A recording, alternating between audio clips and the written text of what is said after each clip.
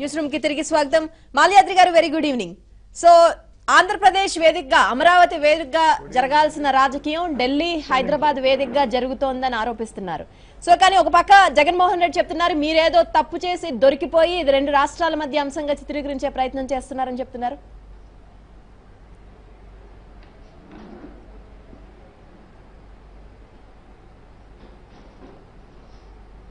Voice cut అయిందండి. Yes Malyadri గారు, వినిపిస్తుందా? ఇప్పుడు వినిపిస్తుందా మాట? వాయిస్ కట్ అయింది,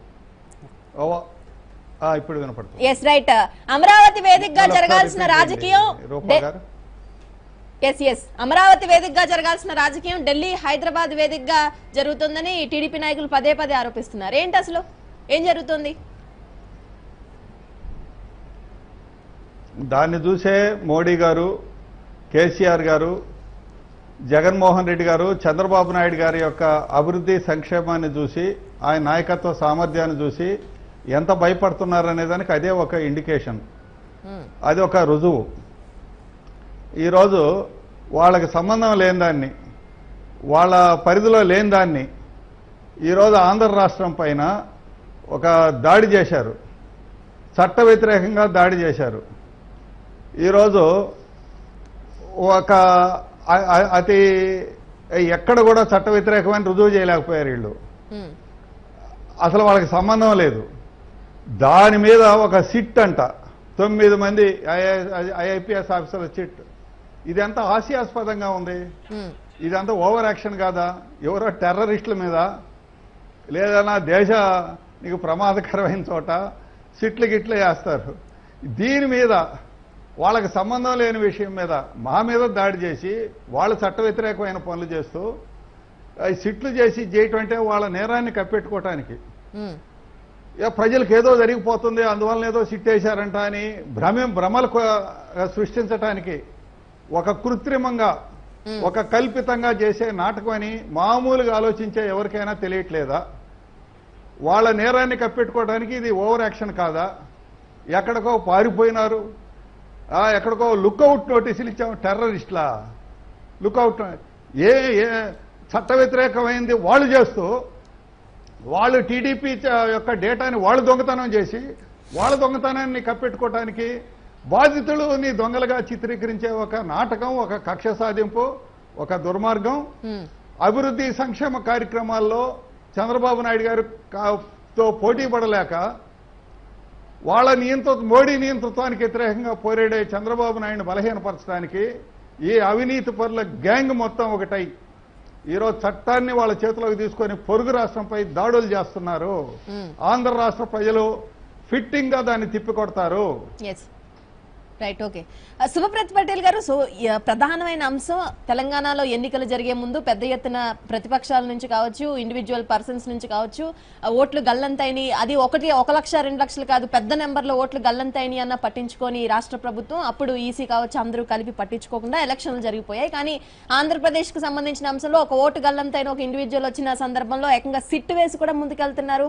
సో అంటే ఏదైతే 25 లక్షల ఓట్లు తొలగిపోయి ఆ కారణంగానే ఎన్నికల్లో ఒక వర్గం చెప్తూ ఉందో అది కూడా ఒక కారణం గెలుపుకే అని చెప్పే సందర్భంలో అది కూడా ఆంధ్రాలో కూడా అదే అమలు చేయాలని కోరుకుంటున్నారని టీడీపీ నాయకులు ఆరోపిస్తున్నారు. ఈరోజు వాళ్ళు గతంలో కూడా చూసినాం, ఓటుకునేటు కేసులో కూడా చంద్రబాబు నాయుడు గారి వాయిస్ మా వారు బ్రీఫ్డ్ మీ అని రెడ్ హ్యాండెడ్ గా దొరికిపోయిన సందర్భాల్లో నా ఫోన్ ట్యాపింగ్ చేసిరని ఎదురుదాడి చేయడం చంద్రబాబు నాయుడు కావచ్చు టీడీపీ వారికి సర్వసాధారణం.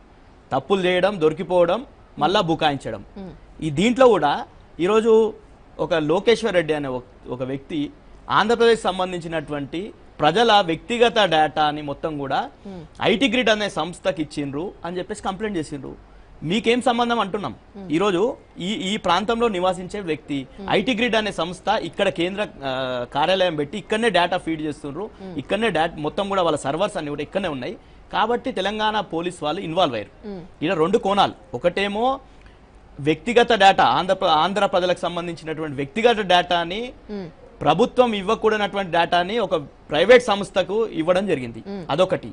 రెండోది ఏంది, అది ఏదైతే డేటా తీసుకున్నారో డేటా తీసుకొని సర్వే చేసిన తర్వాత ఎవరైతే ఆ ప్రభుత్వానికి టీడీపీ పార్టీకి వ్యతిరేకంగా ఉన్నటువంటి వాళ్ళ ఓట్లని తొలగించడం అది మొత్తం కూడా ఒకే ఐపీ అడ్రస్ నుండి ఏదైతే ఐటీ గ్రిడ్ అనే ఒక వాళ్ళకి సంబంధించినటువంటి సిస్టమ్స్ ఐపీ అడ్రస్ నుంచి 7,000 ఫామ్ 7 అప్లికేషన్స్ పోయినాయి. ఇక్కడ నుండి మొత్తం కూడా కథ అంతా కూడా మొత్తం నడిచిందంతా హైదరాబాద్ కేంద్రంగా నడిచింది. కాబట్టి ఇక్కడ పోలీసులు దర్యాప్తు చేస్తున్నారు. పాయింట్ ఏంటంటే ఓకే ఇదంతా ఓకే, మీరు ఎందుకు మీ జ్యూరిస్డిక్షన్ లోకి వస్తుంది కాబట్టి మీరు తీసుకున్నారు, ఇదంతా క్లారిటీ ఇచ్చే ప్రయత్నం చేస్తున్నారు. అంతకంటే పెద్ద ఎత్తున తెలంగాణలో ఓట్లు గల్లంతైన విపక్షాలు గగ్గోలు పెట్టి కోర్టులకు వెళ్ళి అన్నా పట్టించుకొని తెలంగాణ మేము టీఆర్ఎస్ ఆ రోజు మా మీద ఆరోపణలు చేయలే. టీఆర్ఎస్ ప్రభుత్వం ఇట్లా పలానా ఓట్లని ఫామ్ 7 అప్లై చేసి కావచ్చు, పలానా వ్యక్తిగత డేటాని ఇట్లా యూజ్ చేసిన ఎక్కడ కూడా కంప్లైంట్స్ లేవు. వాళ్ళు ఈసీకి కంప్లైంట్ చేసారు, ఈసీ వాళ్ళు చూసుకోవాలి. ఎలక్షన్ సంబంధించి ఎలక్షన్ ఓటర్ లిస్ట్ ప్రిపేర్ చేసేటటువంటి బాధ్యత ఎలక్షన్ కమిషన్ మీద ఉంటుంది. ఎలక్షన్ కమిషన్ బాధ్యత అది. వాళ్ళు ఈరోజు కాంగ్రెస్ పార్టీ వాళ్ళకు మాకు డిఫరెన్స్ ఎంత, వాళ్ళకు వచ్చిన ఓట్ల శాతం ఎంత, మాకెంత 47 ఓట్ల శాతంతో దాదాపు ఇంకా మా ట్రక్ గుర్తుకు రాకపోతే 50% ఓట్ల శాతంతో మేము మొన్న విజయం సాధించినాం. ఈరోజు నిజంగానే వాళ్ళు ఎలాంటి డేటా ఏదైతే చోరీ జరగలేదు అనుకుంటున్నారు. అశోక్ అనే వ్యక్తిని వాళ్ళ భద్రంగా అక్కడ ఆంధ్ర పోలీసులతోని అక్కడ దాపెట్టేటువంటి అవసరం ఎందుకు వచ్చింది? నిజంగానే దోపిడీ జరగలేదు, డేటా చోరీ జరగలేదు, మీరు ఎందుకు కప్పిపుచ్చుకున్న అశోక్ అనే వ్యక్తిని ఇక్కడ తెలంగాణ పోలీసులకు అప్పచెప్తే అయిపోతాయి కదా. నిజంగానే డేటా మొత్తం నిజానిజాలు బయటపడతాయి కదా. ఈరోజు ఆరోపణలు ఎదుర్కొంటున్నటువంటి వాళ్ళు నిజమైన నేను తప్పు చేయలేను అన్నప్పుడు విచారణకు సహకరించాలి. మీరు సహకరించకుండా ఎదురుదాడి చేయడం ఏంది? మాకేం అవసరం? టీడీపీకి సంబంధించినటువంటి యాప్లలో డైరెక్ట్ యాప్లోనే ఉంటుంది. ఎవరైనా ఇన్ఫర్మేషన్ కావాలనుకుంటే యాప్ అందరికీ అందుబాటులో ఉన్నటువంటి యాపే కదా, సేవా మిత్ర యాప్. అందులో ఉంటుంది కదా కార్యకర్తల సమావేశం. మేము సపరేట్ గా తీసుకొని వైఎస్ఆర్సీపీకి ఇవ్వాల్సిన అవసరం ఏంది? ఇది ఏంటంటే తప్పు చేయడం. మళ్ళా ఈ రోజు కేసీఆర్ గారిని టీఆర్ఎస్ పార్టీని బూచి చూపించి అక్కడ ఏదో ఆంధ్ర ప్రజలలో సెంటిమెంట్ రగిలించాలి, అక్కడ రెండు రాష్ట్రాల మధ్య జరుగుతున్నటువంటి ఏదో ఇప్పుడు చెప్పే ప్రయత్నం ఓకే వన్ సైడ్ గా టీడీపీ చెప్పే ప్రయత్నం చేస్తుందంటే అనుకోవచ్చు అదో సెంటిమెంట్ రగిలించడానికి చేస్తున్నారని. కానీ రెసిప్రోకల్ గా ఇక్కడ నుంచి కూడా రియాక్షన్ ఉంది కదా, రిటర్న్ గిఫ్ట్ ఇస్తామన్న సందర్భంలోనే అక్కడ ఇవన్నీ రిటర్న్ గిఫ్ట్ అన్న సందర్భం వేరే. అప్పుడు ఇక్కడ అప్పుడు సంబంధం లేనటువంటి చంద్రబాబు నాయుడు ఇక్కడ వచ్చి ఎక్కడైతే ఇన్వాల్వ్ కానటువంటి ఆంధ్రాకు సంబంధించినటువంటి ఇంటెలిజెన్స్ ఆఫీసర్ని జగిత్యాలలో రెడ్ పట్టుకున్నటువంటి సందర్భం చూసినాం కదా. అదే చెప్తున్నా, చంద్రబాబు ఇన్వాల్వ్మెంట్ బట్టే కేసీఆర్ గారు అన్నాడు మీరు ఇన్వాల్వ్ అయ్యారు కాబట్టి మేము రిటర్న్ గిఫ్ట్ ఇస్తామన్నారు. కానీ ఈ రోజు మేము అప్లికేషన్ ఇచ్చినామా? ఈ రోజు నిజంగానే ఐటీ గ్రిడ్ సంస్థ మా సంస్థనా? ఈ రోజు మీరు దొంగతనం చేసి మీకు ప్రభుత్వం ఆంధ్ర ప్రజలకు సంబంధించినటువంటి డేటాని ఎవరి పర్సనల్ డేటా ఆధార్ డీటెయిల్స్ ఎవరు ఇస్తారండి? ఆధార్ డీటెయిల్స్ ఎట్లా ఇస్తారు? మీరు ఒక ప్రజలకు సంబంధించినటువంటి బెనిఫిషరీకి సంబంధించినటువంటి డీటెయిల్స్ అన్ని కూడా bank account details, Aadhaar details ఇవన్నీ కూడా మీరు ఈ ఐటీ గ్రిడ్ కి ఎట్లా కంక్లూడ్ ఒకసారి ఇన్వెస్టిగేషన్ పూర్తయ్యాక ఈ అంశాల కోసం మాట్లాడుకుంటే ఇంకా బెటర్ గా ఉంటుంది. So it is too early అని ఇంతకు ముందు సిట్ అధికారి కూడా మాట్లాడిన సందర్భం మనం చూసాం. ఎడ్లపాటి రఘునాథ్ బాబు గారు, సో ఢిల్లీ వేదికగా సో హైదరాబాద్ కేంద్రంగా ఢిల్లీ మొత్తం ఆపరేట్ చేస్తుందంతా వాళ్ళే. సో డైరెక్ట్ వారు మొదలైపోయింది. ఇప్పటి వరకు చంద్రబాబు పదే 6 నెలలుగానో 7 నెలలుగానో చెప్తూ వస్తున్నారు అందరూ కలిసి నాపై దాడికి వస్తున్నారని. ఇప్పుడు డైరెక్ట్ గా కొంత సిమ్టమ్స్ సెన్సెస్ కూడా ప్రజలకే డైరెక్ట్ గా కనిపిస్తున్నాయి అంటున్నారు.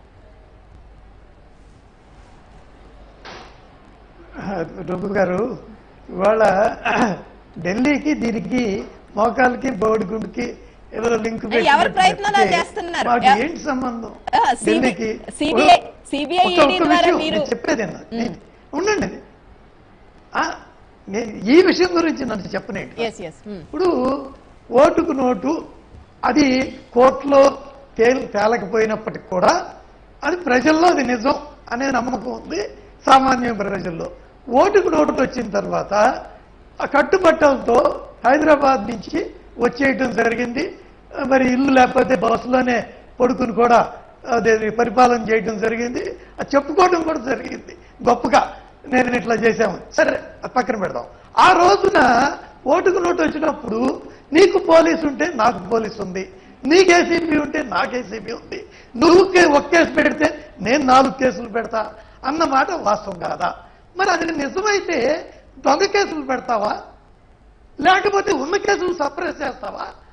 ఆ రోజున ఫోన్ ట్యాపింగ్ ఒక పెద్ద కేసు కింద చూపించారు. వాళ్ళ కేసు ఎందుకు ముందుకెళ్ళలేదు అంటే ఒక రాష్ట్ర ప్రభుత్వం చంద్రబాబు నాయుడు గారు, ఇంకొక రాష్ట్ర ప్రభుత్వం తెలంగాణతో కేసీఆర్ తో నిలాఖత్ అయ్యి ఉన్న కేసుని సప్రెస్ చేశారు. ఇది ఆయన రాజ్యాంగం మీద ప్రమాణం చేసిన దానికి బద్ధ వ్యతిరేకం. వ్యతిరేకం అంటే వ్యతిరేకం. ఆయన చెప్పే నీతులకి ఇంక పరమలో పూతు. నువ్వు నీ దగ్గర హోమ్ ట్యాపింగ్ చేస్తుంటే పెట్టు, అంతేగాని నీ కేసు రక్షించడం కోసం ఈ కేసుని దాపెట్టేస్తాను అని ఒక అండర్స్టాండింగ్ రావటం ఇది తప్ప కాదా? నెక్స్ట్ విషయం అది ఎందుకన్నా నేను చెప్పవసరం లేదు. ఆ తర్వాత వాళ్ళిద్దరి మధ్య చెడింది. హరికృష్ణ సేవ పక్కన పెట్టుకుని కూడా మంత్రాలు చేశారు. వాళ్ళు కాదన్నారు. ఆడు నీకు ఇక్కడ పని లేదని ఏదో ఆడు ఏం చెప్పుకున్నారో నాకు అనవసరం. ఆ చెడిన తర్వాత మళ్ళీ ఇద్దరి మధ్య పెరిగిపోయినాయి. కలుస్తారు. ఒక్క విషయం, హరికృష్ణ సేవ పక్కన మాట్లాడేటప్పుడు బీజేపీ లేదుగా. ఆ రోజు టీఆర్ఎస్ ఒప్పుకుంటే బీజేపీ ప్రమేయం లేదుగా. కాబట్టి మీకు అవసరం వచ్చినప్పుడు బీజేపీ వచ్చేస్తుంది, అవసరం వచ్చినప్పుడు మోడీని పూచిగా చూపిస్తారు. మరి మీరు కలుద్దాం అనుకున్నప్పుడు బీజేపీ ఏమైంది?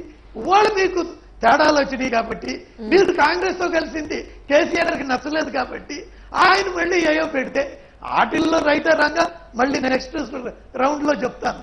కానీ దాన్ని ఇవాళ బీజేపీ ఆడిస్తుంది అని అంటంలో ఏమాత్రం ఎట్లాగా కరెక్ట్? గుట్టగాసి ముఖానేయటం తప్పితే, ఈ రకంగా అపవాదులు వేయటానికి ఎక్స్పర్ట్ అని చేయటం తప్పితే, ఆ రోజున పవన్ కళ్యాణ్ పాచిపోయిన లడ్లతో పోల్చాడు ప్యాకేజీని. ఏది మనం ఒప్పుకున్నప్పుడు, రాష్ట్ర ప్రభుత్వం ఒప్పుకున్నప్పుడు. కానీ అప్పుడు మరి తర్వాత పవన్ కళ్యాణ్ బీజేపీ ఆడిస్తుందన్నారు. వాడు పవన్ కళ్యాణ్ అవసరం వచ్చాడు, ఇప్పుడు మాట మాట్లాడుతున్నా. కాబట్టి నీకు అవసరం వచ్చినప్పుడు ఒక మాట, అవసరం రానప్పుడు ఒక మాట, ఎన్నో సందర్భాలు చూసాం. ఈ మాటలకి విలువ ఏంటి, శాంక్టిటీ ఏంటి, ప్రజల్లో నమ్మకం ఎంత, ఇది ప్రజలు తెలుస్తారు. Yes right. రఘునాథ్ బాబు గారు, ఒక చిన్న బీజేపీ అంశాన్ని ఎలా ఆలోచిస్తుంది?